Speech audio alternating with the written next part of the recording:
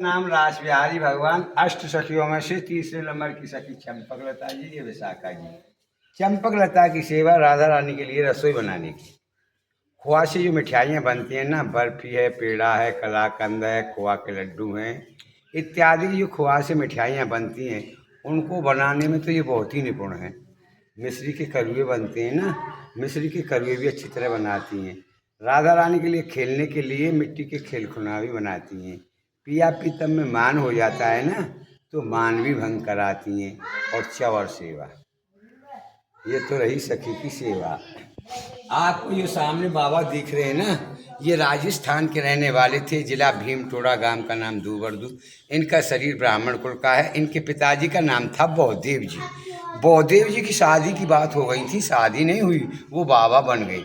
बौदेव जी के पिताजी ने लड़की वालों पर खबर की, भाई हमारा लड़का तो बाबा बन गया, अपनी लड़की का रिश्ता कहीं अंथा कर दो।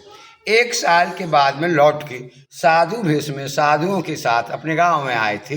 तब तक उस लड़की का कहीं रिश्ता नहीं हुआ था। फिर उनके पिताजी ने लड़की वालों पर खबर की, भाई लड़का आ गया है, कुछ हम समझाएंगे, कुछ आप कहना, शायद रिश्ता हो जाए। तो लड़की के परिवार वाले सब आए थे, साथ में लड़की भी आई थी। संतों के बाबाओं के सब पैर छूते हैं। उस लड़की ने बौदेव जी के पैर छुए ना, तो उसको आशीर्वाद दे दिया कि आप पुत्रवती हो। शादी हुई नहीं, आशीर्वाद दे दिया पुत्रवती हो। आशीर्वाद करके, महाराज जी आप क्या बोल रहे हैं, समाज में निंदा नहीं होगी, कुआरी के बच्चा पैदा होगा तो बदनामी का काम होगा। बौदेव जी बोले, आपके जो बच्चा पैदा होगा वो उधर से पैदा नहीं होगा, आपकी हथेली में छाला पड़ेगा, छाले से बच्चा पैदा होगा। हथेली में छाला पड़ा, छाले से ये बाबा पैदा हुए। इन बाबाओं का घर का नाम था उद्धव। ये कृष्ण भगवान वाले उद्धव नहीं है, कलयुग की बात है। उद्धव भी 12 साल के हो गए ना, इन्होंने भी अपना घर छोड़ दिया। वृंदावन में आके निम्मार संप्रदाय के आचार्य थे हरव्यास देवाचार्य जी, ये उनके शिष्य बन गए, ये बाबा बन गए। ये भगवान के भजन में मस्त रहते थे, किसी से बोलते नहीं थे। लोग कहने लगे ये तो बहुत घमंडी है, बोलता नहीं है, तो इनका नाम पड़ गया उद्धव घमंड देव।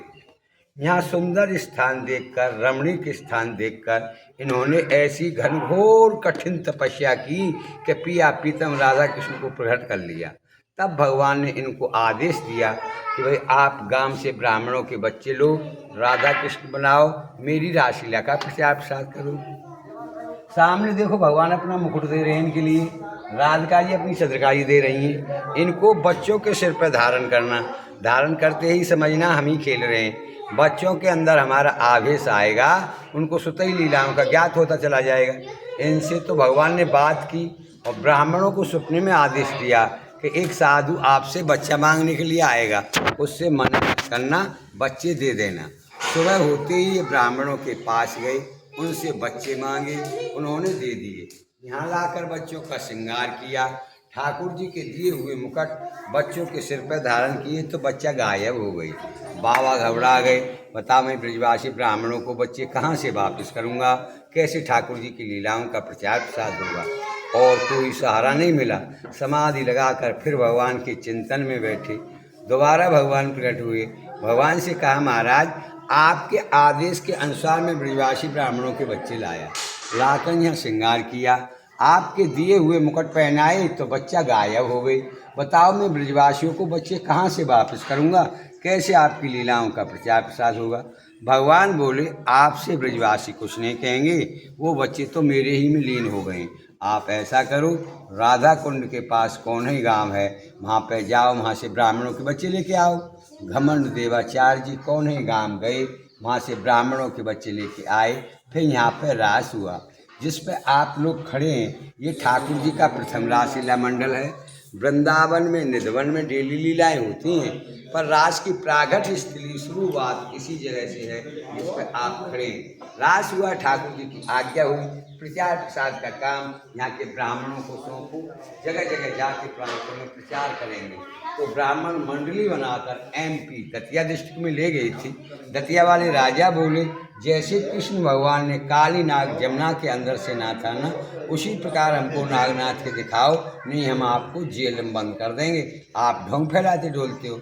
ब्राह्मणों को हड़काया तो ब्राह्मण घबरा गए, सोचने लगे हम तो ठाकुर जी की आज्ञा से प्रचार करने के लिए निकले, ये राजा क्या कह रहा है। तो उदास होकर बैठे थे।